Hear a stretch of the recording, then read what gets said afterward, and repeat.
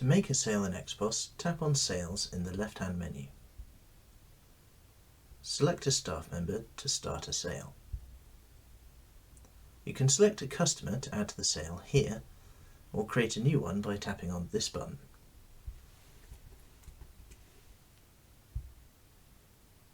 If it's the first time you sold to this customer, you'll be asked to set a receipt email preference.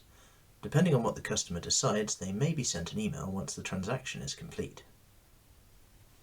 There are a number of ways to add products to the basket. The simplest way is to scan a barcode. Alternatively, we can tap on one of these configurable quick products. If you know the name of the item you're looking for, you can type it here. And lastly, we can browse to products by tapping the search icon here and looking through our groups to find a product.